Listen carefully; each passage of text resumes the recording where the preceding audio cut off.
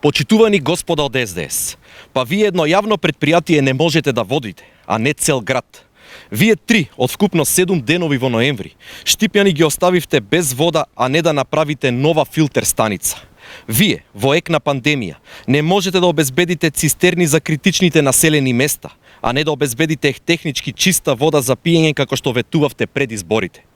Вие 2 цели дена Штип го оставивте без вода, а ги манипулирате граѓаните да излезат на гласање и да ви веруваат на овие локални избори.